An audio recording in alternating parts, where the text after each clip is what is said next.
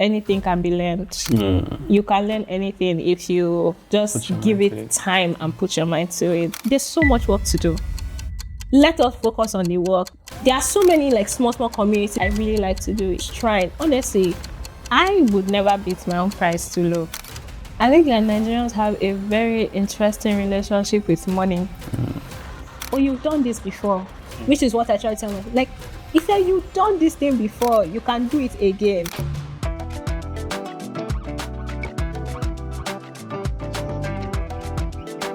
You've probably scrolled past our work on Instagram and even saved our work.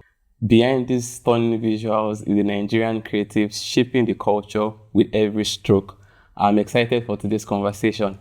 Welcome to the podcast, Ife Aminu. Wow. Good to have you. Great to have you. I was wondering who you were talking about. You were the one, like superstar. Very happy to be here. Hi, Josh. Awesome.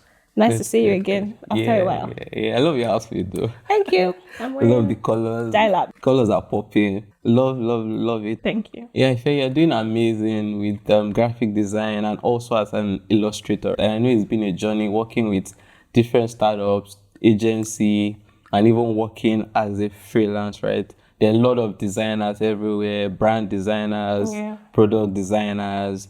But then when you now come to like illustrator or illustrating, right, you just seem as if illustrating or illustrators are kind of rare. Is this true? And what do you think about it, or why? Well, I guess you can say there are not a lot of them or us.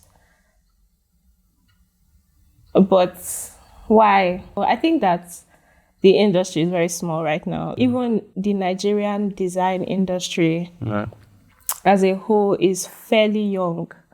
I mean, like 10, 15 years, if you compare it to like other countries and like the industry. So the industry is very young. I know that there are like some very popular career paths like product design. People engineering.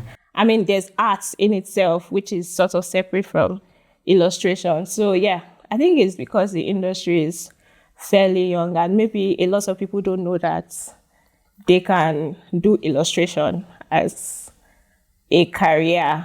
Even I mix my illustration. I'm also a brand designer. So the industry is fairly young and I just think that a lot of people don't really know. So yeah. Yeah, you mentioned something. The industry is young and we're just so growing. But currently, are we valuing illustrating or illustrators as we ought to? No, we are not. So what would be your reason again? Still that we are young? Yes. So the industry is young, yes. And the Nigerian economy, purchasing power is low. So I think that companies will, because the industry is young, yes, a lot of people don't know like the value. So companies would not think that it is valuable to pay an illustrator a huge amount of money. Like they think that their resources are better suited to maybe marketing, maybe hiring an engineer or hiring a product designer because of some of these factors. And purchasing power again is also, even if you think that you are earning the highest that you're earning here in Nigeria, your counterparts on the global stage are probably earning times 5 or times 10. So yeah, probably it's going to take a bit of time. It will. But gradually, it will. We hope that, well, at least we've started to see that some new companies, new startups are like prioritizing and marketing this to have awesome illustration and being consistent with them. I see the likes of Carry-wise. What do you think about their work? Love it. I mean, that design did the brand identity for that. And like the base of it was illustration. And I love that they've been able to sort of maintain the system since the inception. Like Carry-wise has been since I think 2019 or before then. But like they've been able to consistently, they hired people that could really keep really maintain and even sort of just expand it as well. And a bunch of other, I think Mono also does, I think has like illustration work in like their branding and like a bunch of other. So even outside of like brand design, having illustration in brand design, there's still like a lot of use cases for illustration that a lot of companies don't know. I mean, what is illustration? Illustration is when you're trying to express like an idea with or without text. So you have an idea, you're trying to express it or illustrate it. That's when you illustrate. So there are so many use cases. Like for instance, is it the Nike jersey? Yeah. I think the Nigerian Nike jersey, that's illustration work, like on the fabric of the jersey. Yeah, exactly. Like that is a use case for illustration. You can do videos like motion design with illustration. Like there's just so much that we're not maximized. Yeah, so that's really cool. You talked about a lot of use cases, motion, patterns, even football jerseys. I know that you've also shared how you moved from what you studied in school to now focus on designing, illustrating, and also being a self-taught graphic designer and illustrator. So I just want to take you back a bit, right? When was the first time that you had that thought that I want to make a living doing illustrations or visual arts or being a graphic designer? I can't really remember, but I think that for as long as I have had consciousness, I've always been creative in that way. I mean, I do believe everybody is creative, but like I'll just stare at the wall and then I'm seeing shapes inside. Maybe it was psychosis, I don't know. He's also pattern. But like, you know, when you are staring at the moon and then you are seeing images in the moon, like I would always like see like illustrated like figures inside things. So I guess I've just always had the inclination, even as like a kid. And my parents sort of just nurtured us, like anything we wanted to do. You know, if you want to, like with my sisters, if they wanted to learn something, then my parents will fund it. One time my sister wanted to learn how to make beats. They took her to like, so like they supported us, bought us books, we watched TV, you know, and just do so, yes. And then after school, I knew I was not going to practice real estate. I mean, nobody has time to be walking around Lagos doing all of that.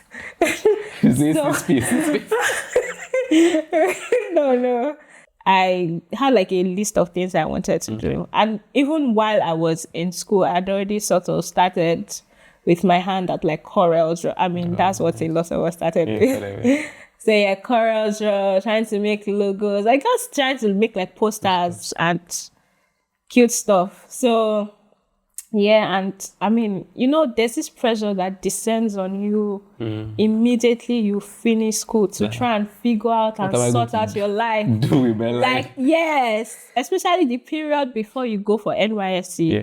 So, I mean, it was I have to figure out my life, kiniko, like that kind of thing. So, I tried software development, you know. Digital marketing. I signed up for this HNG thing by, I think Mark Essien was doing like a hotels or NG. They had like a cohort where they brought in young people and taught them different skills. There was product design, there was software engineering, and there was digital marketing. So I signed up for digital marketing. And it was nice, but you know when something is just not the right fit for you. Exactly. Like, so the last thing was graphic design, which I now started learning. And yeah, I think that was like the most coherent the time when I sort of knew that, okay, yes, this is what I want to do for a living. And even then, it felt like I was sort of walking into it blind. That yes, I had an idea, but I did not know that the scope could be so large. Like, I did not know how large the scope was. So I'm really glad that, because I didn't even start initially with illustration. It was graphic design. And then like a year or two inside that, I just decided that I want to do illustration. And I started because yes. So illustrations, are people born with it? Because now I know people that are like really good with design, brand design, but then when it comes to sitting down and doing that illustration, just look, is it that maybe we've not given so much time to it, or it comes easy to some people? I don't know that it comes easy. I think that anything can be learned. You can learn anything if you Just your give mind to it it. time and put your mind to it. Are some people more inclined to maybe getting it faster than others? Perhaps. Even me, I can't draw convention. Like, I cannot draw your likeness right now. Like, if I look at you and I want to draw you, Draw it. I cannot draw your likeness. Exactly. Yes, but I can draw an illustration of what you are. The way I perceive you, I would draw it like that. So people have dedicated their time to learning how to draw the likeness of people and things. Like, Or you don't allow yourself. can just You see see, with something something and with draw. pencil, and then you see. Do you exact. get? They will look. draw. I think that is phenomenal. But I have tried, because I have tried to study like learn how to draw anatomy, all those steps, how to draw like a hand, like, no, that's not how I figured fast that was not how my own illustrative skills sort of work. So over the course of time, I've sort of adapted to how my own mind like draws people. So yes, some people are more inclined, but I think that anybody can draw. I think there's a book titled "Anybody Can." You can you can do anything you want to do. It is only privileged people. You said it at different point in time that you don't allow yourself to be boxed to one style. What has it costed you to just say, okay, I don't have a particular style that I'm known for, and then like what is like the advantages of not just being boxed in one style? The advantage is that I think I can do anything I want to do. Because sometimes clients come to you and they want you to do a specific style. There are some styles I cannot do because I just don't have the skills. But I think that I'm able to like adapt my craft to some other aspect. Like, there are so many styles. There's anime, there's the normal, typical 2D, sports illustration. there's sports, like, they are just different styles. And I can only sort of do a specific, like, the style that I do is like simple, like wobbly shapes sometimes. Sometimes it will look like people, but maybe not exactly like. There are specific styles within a certain container that I can do. And I think that it gives me the opportunity to work on different kinds of projects. Yes, that is an advantage. A disadvantage might be sometimes I feel like maybe I'm everywhere. Sometimes I'm just like, can you just pick a style? Because sometimes it feels like everybody else has a particular style, like they have something that they are identified with. And then there's just me that just doing like, if you check our Instagram page, like the illustration styles are different. Although there's like a common theme. Yeah. If you see it, you know that it's probably from the same artist, but it does not look alike all across board. And I'm like, can you stay in one place? I don't think I'm focused. So yeah, I think that's a disadvantage. You mentioned earlier you started with graphic design, Yes, and then illustrations. Yes. So for new projects you get now, or new projects you look forward to getting, right, or new projects that comes your way, how do you decide which one of these two areas do you want to bring to that project? So it depends on the project needs, like at the time, and also my bandwidth or capacity per time. So for instance, say you come to me and you want to do a brand design project. So you want a brand identity project. So we're doing logos, colors, we need a visual system. Yeah, if I have the capacity in that moment to sort of be the brand designer on that project, I will be the one to do the brand identity system. If I don't have the capacity, I will collaborate with somebody to do maybe the logo. So, but when it comes to like the creative direction of the entire thing, so like the visual direction, the concept idea, I will be the one heading it, because I mean, it's my project. But like, if I don't have the bandwidth to do the illustration, for instance, I will give creative direction and I can get someone else to do the illustration. But like, something I'm even learning right now as a freelancer, because the bigger projects you get, you realize that you cannot do everything. You have to bring people in to collaborate with you. So I think that's also one thing that differentiates us, our currently growing design space or industry with internationally. Yeah. Usually they're able to split every project down. Even illustration, not just one. It's not just one person handling everything. One person is handling one part, and with that, they have more time, more resources to focus and really get something quality. Yeah, they have the resources. Yeah, is that you're doing by yourself, or because sometimes when I think about the fact that I have to sort of manage another person, it is stressful because it's taken out of your own time. So again, it depends on the project need. I think that every creative person should do the best thing that they can for the project, regardless of how they feel, regardless, like it is what the project needs that you should do. So if you have to hire somebody, do it. If you think that you are best suited to carry out specific tasks in the project, do that. If you think that somebody else can do it better than you, get somebody else to do it. As long as you're maintaining quality, the project gets done and is delivered to the client, so everybody's happy then. Yeah. Nigeria, let's say Africa, right? Do we have a unique style? Maybe let's start from Nigeria, right? Maybe in your response, you can now extend it to Africa. Yeah. Do we have a unique visual style? And I want to give a bit of context. You know, the whole Nollywood posters, some of the paintings you see on tippers, on people's building and all of that. Is that like our style? After a while, learning about design, we started learning about principles, alignment, and all of that.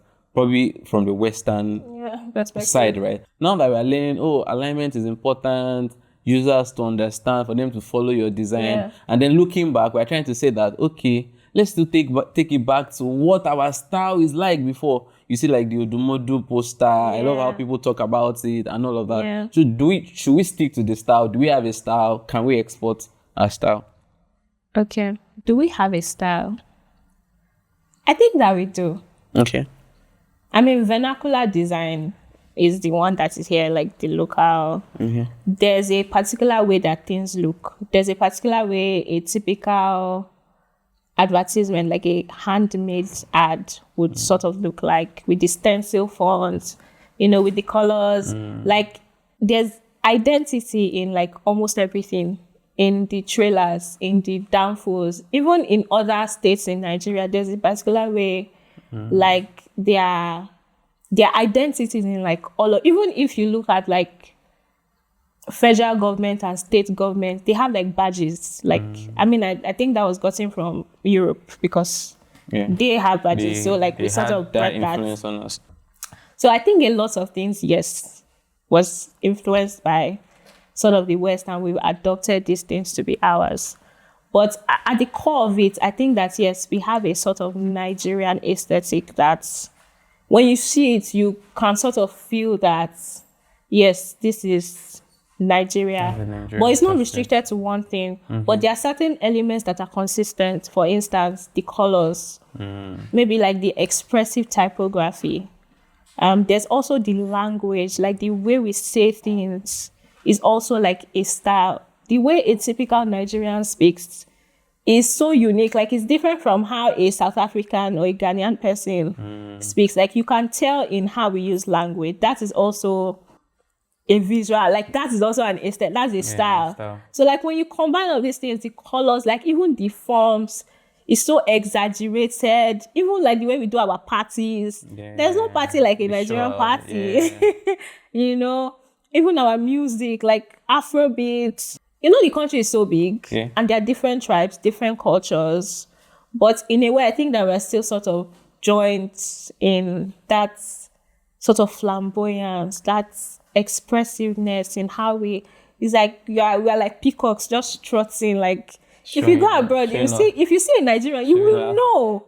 Because there's just a way, there's this certain, you see, je ne sais quoi, there's just this thing.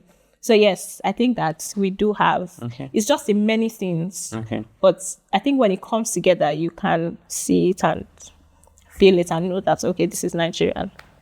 The second question, can we... Should we stick to it? Should we stick to it? Exporting it? Yeah, I mean, some of it was borrowed from the West, and now it has become our thing.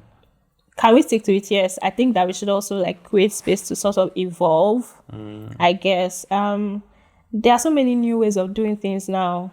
There are new trends, we don't follow like typical design rules, but I think that principles of design, they're sort of foundational. Because even me, when I started design, I didn't start by sort of following the rules. I just started doing things that came natural to me. Do you get? Because I feel like everything is connected. Like we're all connected. There's a certain way nature is, So things like that, you can feel it innately. So yes, but I think that we could also like sort of evolve it and change it. It just doesn't have to be one thing. And can we export it? Oh, definitely. We started with music. Afrobeat to the world. It's amazing. But we can export so much more. And I think that the government plays like a crucial part in this.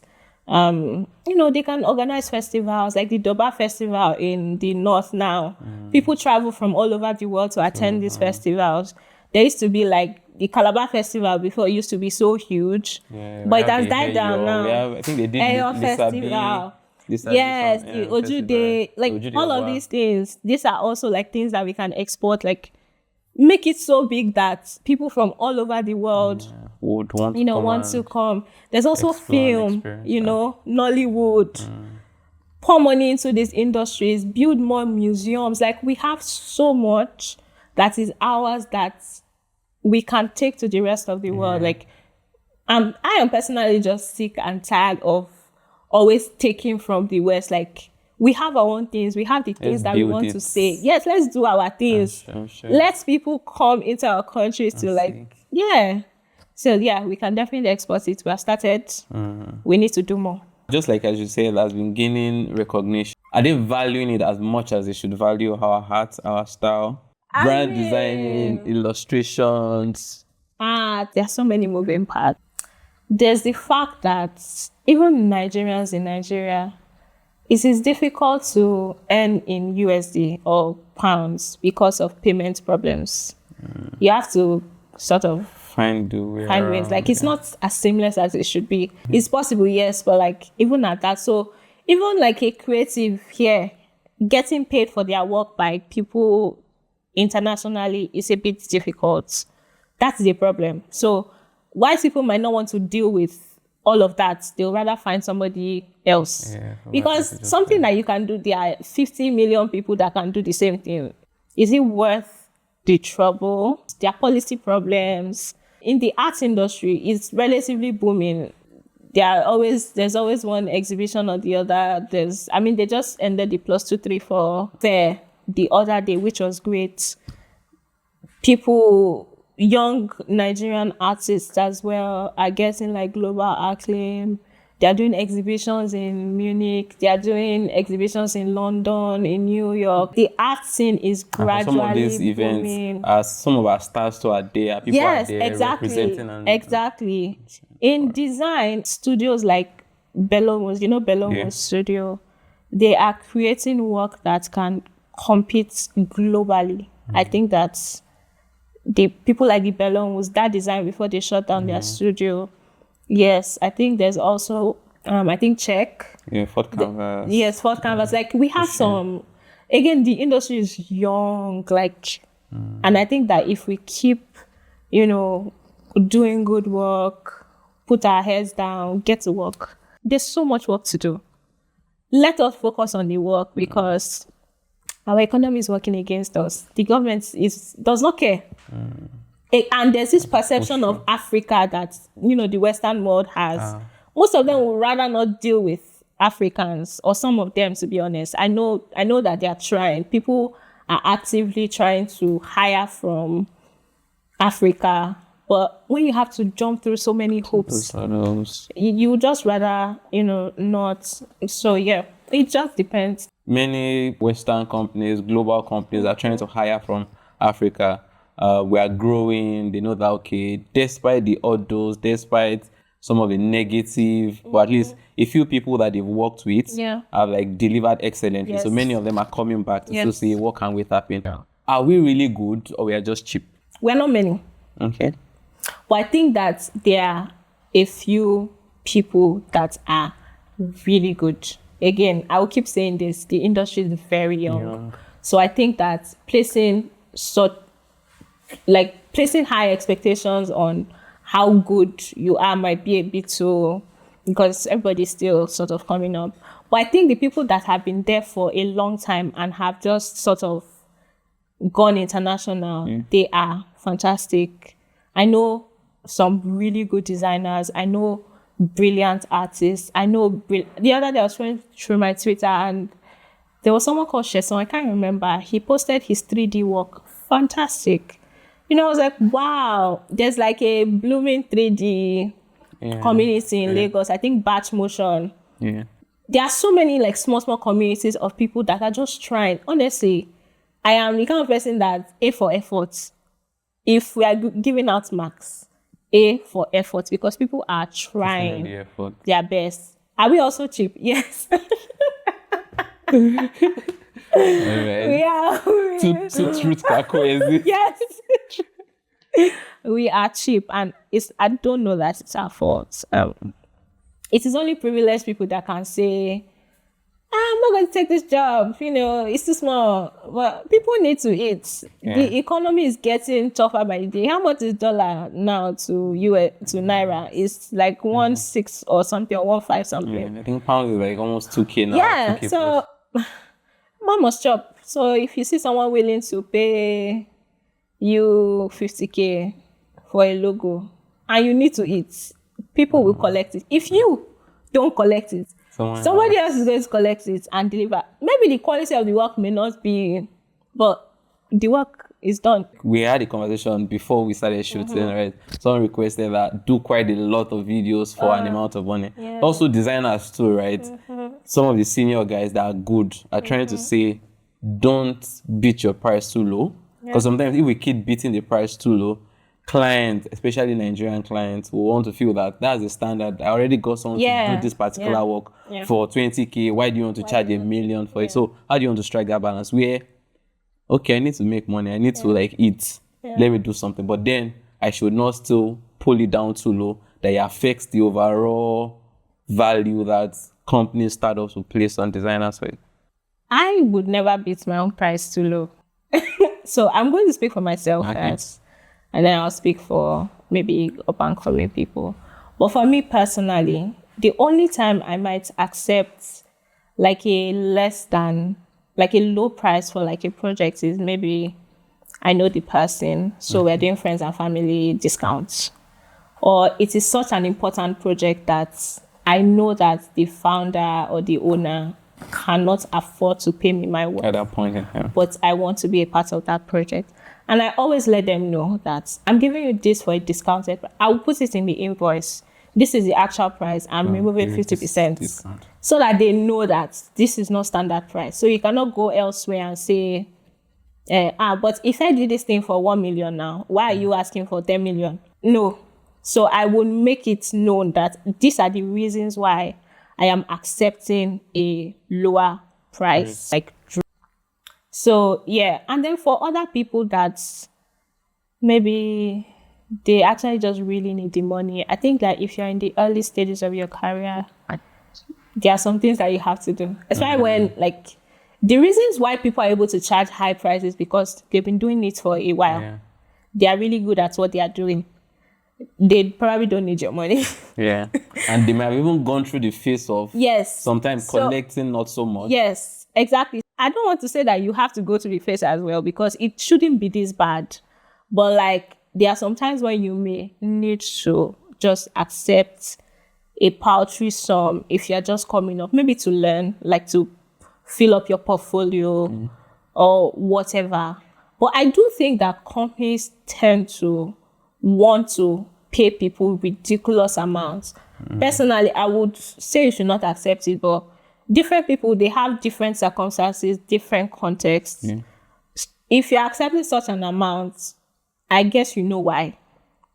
People will not stop accepting very small amounts for jobs that they're supposed to be collecting more from. So I cannot pretend to know your context or your situation. So it is what it is, to be honest. It's clients that I just wish that they could value creative people's work. The other day, my friend somebody I used to know was calling out one big artist. Was it a big artist? A big artist management. Throwing him just 500K. A very big artist. Which, And you know, I'm like, they have the money. yeah, So like you have the money, why- you just don't value the work that this person has done for you, and it is so unfair. You see people accepting small amounts, and you'll be like, "Wow, I didn't know you were the one that designed that cover. It has gone international." The other day, someone that did the artwork for a very large Afrobeat artist, like the symbol has gone international, like all over the world stage. And he was telling me how much they collected for the job. He said that he did not collect that job because of the money, but because he knew that. And this person is not a small designer.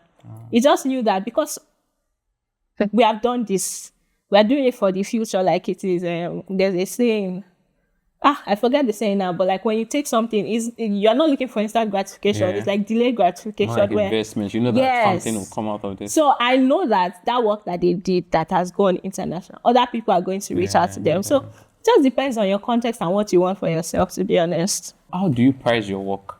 And also, maybe you can still share, you know how young people sometimes they want to take up a particular project, but they don't have an idea of how much is what. Sometimes they don't reach out to maybe people that have done that or people that have taken such projects before to ask that how did you do it. And sometimes it seems as if the senior guys too don't share how much they earn from project. So just combine it. Let me have your thoughts. How do you price your work, and what do you think? Is it a Nigerian thing? Because I know that even there was a Tyre I know who had an issue one time. He talked about people that shared what they earned for a project, and people went all out. People wanted to beat them down. So what do you think? I think that Nigerians have a very interesting relationship with money. I'm saying interesting because I don't know any other way to Describe it. Because sometimes you see when people maybe post how much they charge or how much maybe they are earning, and people be like, "Oh, don't do it. Someone will come and rob you." Security. I've never for once thought of going to the house of somebody that told me how much they are earning. Value yourself because you don't even know what your the worth or work what that your you're work doing worth. is worth. And for a client that understands, if they think that the work that this person is doing for me is valuable to my business, they will pay if they have the money. But I think a lot of people are also just very dishonest. They know, but like they're just looking to Just exploit. Yes, feel like exploit they're you. able to be exploited. So because I know, the worst that will happen is the client will say no. If the client ghosts you, good for you, because that's an unserious person. If you are serious and I say a price that is higher than your budget, you will negotiate. And you will tell me that I can't afford this. Can we do this? But because creative people are inclined to undervalue themselves, my rule of thumb is any amount that comes to your mind so if it's 2 million that comes to your mind Multiply it times 2 or 3. That's it. It gets better, like with practice, because you don't need to sometimes. Before I type somebody's down, I will think. And sometimes after you have sent it, I the would client be will like- just say, okay. You're like, I'm just like, don't even like. Oh my God. It has happened to me like a bunch of times where they didn't even try, and I'm like, oh. I should have But next time we'll get them. Yeah. But yeah, and if you're thinking 200K, multiply it times 3. Yeah, put that forward.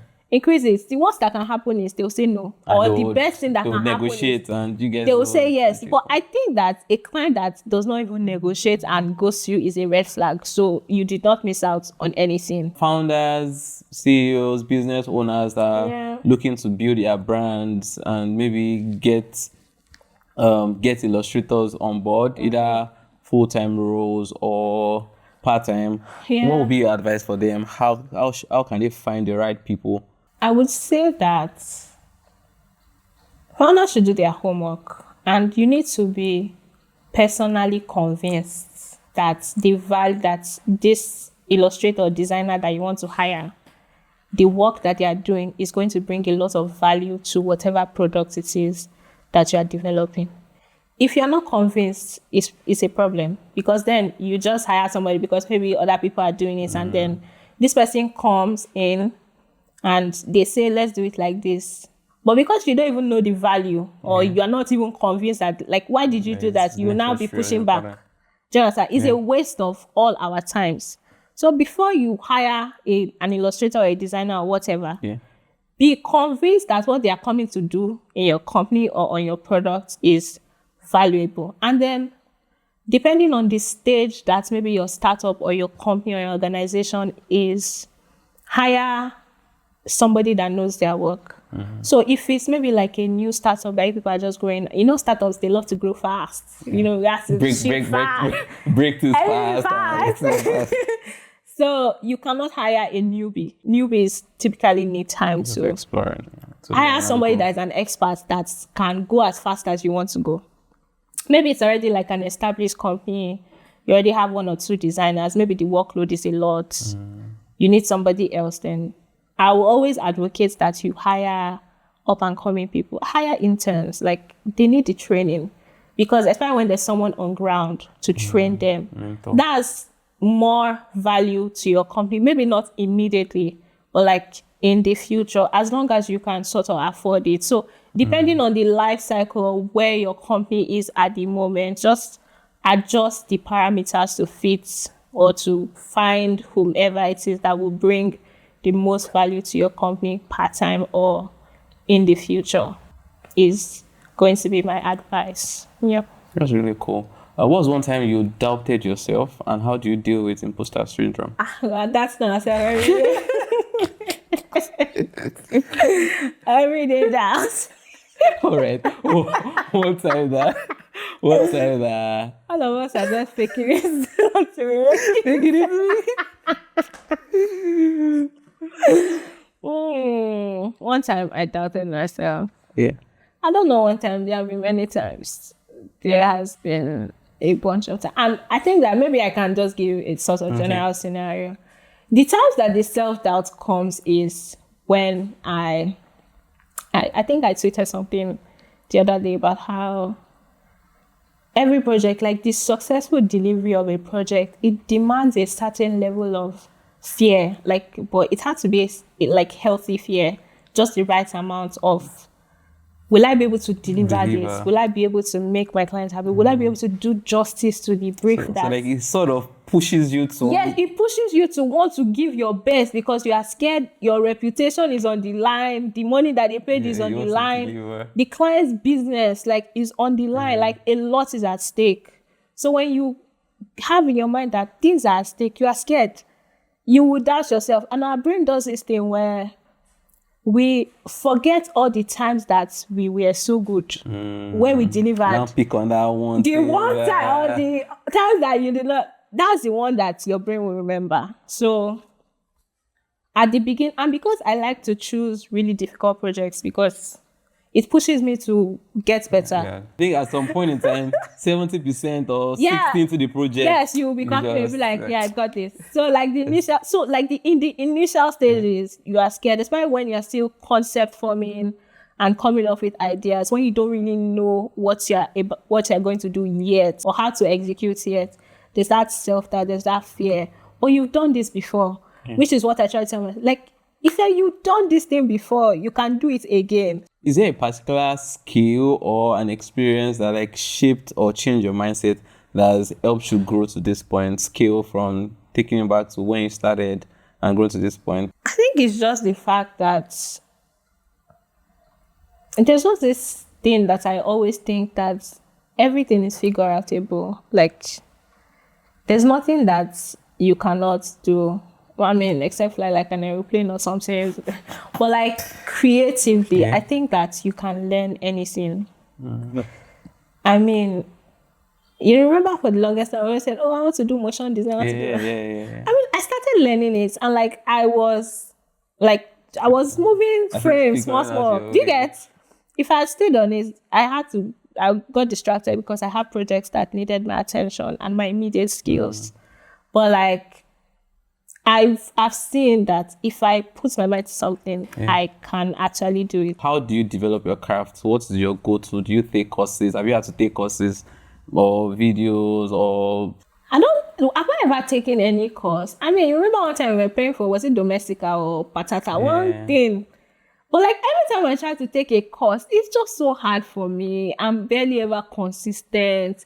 The best way that I have learned is on the job. Like there's a project, we need to execute it, this. You have to learn because the work depends on you. Yeah. So the best way I have developed my skills is part-time. That's why I like to take like projects that will require me to sort of do things that will stretch me or that I've not done before, because then I am forced to actively learn how to execute that project. Just putting myself in situations where I am forced to. Yes, I'm not a great courses. I think that courses are important, by the way, especially if you are someone that needs sort of structure. But there's so much free material on the internet, you know. There's so many resources. Oh my God. And you can always talk to your peers as well, because there are your peers that can do the things that you can't do. Reach out to them, show them this is what I'm working on. How can I improve this? You know, watch videos. Something else that I really like to do is to listen to, so like people I admire that sort of do similar things, or even something entirely different. Just watch them work, or listen to them talk about their processes. Wow. Find out the people that inspire them. Find out the people that inspire the people that inspire them. Find out how they did that thing. So yeah, there's no way you will grow. Your skill set will improve. Just just keep learning constantly. You will be forced to grow. Yeah, you mentioned that you read a lot of books, African literature, movies. I watch a lot of movies. Go to the beach. We don't even have beach again. They destroyed all of the most popular that we have. At least we have some, and then you watch a lot of dog videos, right? So all of these things that you do on the side, do they inspire your work? They do. I don't know that I can even pick out any particular one particular thing, but something about books that I really like is they sort of give me ideas sometimes. I'm always writing down new ideas. Like I'm reading something and I have an idea for something, I'll write it down. I may not do it immediately, but the idea is there. And if you keep an idea for too long and you don't do anything with it, God will give it to somebody else. Yeah. Sorry to you. True. But yeah, I mean, all of these things that I immerse myself in, they definitely sort of contribute to my work in different ways, to be honest. It's not one specific way. Is there one most unexpected thing that has inspired any of your pieces, any of your projects? Maybe an illustration project was from, I think, Feel Good. Okay. Which was an anthology project thing I did in 2023, and I was supposed to illustrate flowers. And I drew a lot of inspiration from like my childhood. Well, not all of it, some of it. And one of them was an experience that it's just very random. My sister had gone for like a festival. And when she came back from the festival in Abeokuta, she came with a tote bag. And there were books inside the tote bag. And there was a story that I had to do like an illustration for. And the story took place at that same festival. I mean, two different, unrelated, but the festival was like the singular thing. Come on. So I just illustrated the bag that's from my memory. Like the bag that my sister brought from the event that she went to. And that was what I used in the illustration. So that was a personal run. I have to be here. That's inspired work that I've done. Do you have a current obsession or rabbit hole right now? Whether it's design related or not? So many. There actually was a few. Oh my God. So right now, I'm currently interested in Yoruba, like the Yoruba tradition and our concept of gender. So I'm currently reading a book by Professor Oyewumi Oyeronke titled The Invention of the Woman. Just how sort of Yoruba people, especially in our language, how we understand the idea of gender. I think that's So the concept is that the English language is a very gendered language. He, she, him. Like, but like in Yoruba, we don't really care that much for gender. We prefer hierarchy more. So, o, you did like older people are revered in our tradition. Yeah. So I've just been going down that sort of rabbit hole of what's Finding there, out like a just finding out. Yeah, it's so much fun. So that is a current obsession. What pathway would you recommend for a starter, a newbie in graphic design, illustrator, wants to become an illustrator? What pathway would you recommend for them to move from starter or being good to great? You have to do a lot of research. Like, you have to consume a lot of content. And I think that a better way to do it, instead of maybe doing random searches, is identify key people that are already so good. People that you want to be like, just follow their journey. Like, if they are giving a talk somewhere, go there. Yeah, watch it. You don't have to go and meet them. They are mentoring you From afar. from afar. Just follow them. If they have a book, buy it, read it. If they are talking about their journey somewhere, listen, pay attention, find out the things that inspire them, find out how they think about their processes. You know, from there, you will pick inspiration. You would find out how they themselves gather inspiration, the ways in which that they do their things. I think that's an easier path. Just sort of, I don't want to say copy, but, you know, just follow the journeys of other people that have made, because, I mean, they've already done the work for you. You just copy. And when I'm saying copy, because everybody is unique, like we're very different, we have our different experiences. Your own like personal sort of unique flavor is going to come up. Like you will find yourself inside all of those people, like while following those people in their footsteps. So yeah, just identify the people that are doing fantastic, that are doing what you want to do. Follow them. Oh, that sounds like really cool. Identify what they do, follow them, attend their events, read their books. It goes a long way to influence. Be stalking them. I remember when I first started, I'm on Pentagram, the website, 24/7. I'm reading case studies. One of the people that I admire the most is Paula Scher.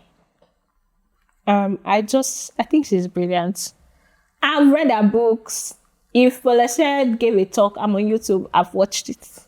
You know, I'm reading her case studies. So yeah, find your people and follow them. Right. Very insightful. Yeah. What impact do you want your work to have on the world? I will give an example of something that happened recently. A friend texted me and she said that somebody that she knew said she should tell me that thank you, that it was me that inspired her to follow illustration, and that she's currently studying illustration at UCLA, I think University of Arts, London. And I was like, wow. I mean, what did I do? I just posted my work. Like, it's the kind of thing where I just want people to be inspired to follow their passions or just live their lives. Like, it's a thing where you see my illustrations and maybe it brings you joy, or you get it and you just have for 1 second or 2 seconds a moment of, I get it, or this is so nice, or I want to do what this person is doing, and you follow that path. Like, just, I'm happy if 5 people are like, oh, if I love your work, I'm happy, you know.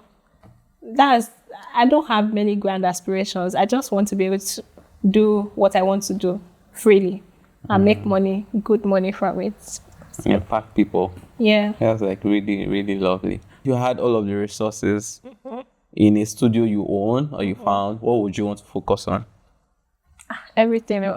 God. You want to make money from every... I mean, not everything, but that's why I like the concept of studios, because you can experiment. I think that having like the studio umbrella gives you some level of freedom to experiments. And something that I've always wanted to do was to make physical products. Like colorful, joyful, well-made physical products. So you're thinking games, board games. Cool. I started developing a board game, but I got sidetracked. But by God's grace, I'll finish it. I'm actually working on like 2 games. So like physical product games, furniture, you know, think wallpaper, think chairs, think rugs, think anything, to be honest. Just well-made physical products. If I had resources, I would definitely do that. Let's talk about artificial intelligence. Ghibli, several years of work, and then just in a single moment, people can now create something similar. So what do you think about artificial intelligence and visual art / illustration / graphic design? I mean, AI is here to stay. What can we do?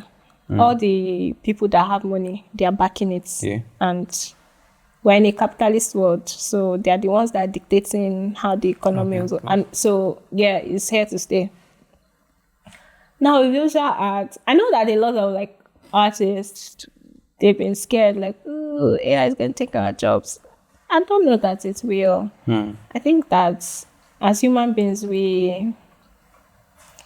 it's whatever we give value to that is going to be valuable. And I think that the place of human generated design, I don't know that it can be just taking away life. I mean, when the calculator was introduced, we were like, oh, you know, children will not be able to think anymore. Like there was the invention of many things that have sort of integrated with our lives, and I think that as humans, again, we sort of underestimate our ability to adapt. Yeah.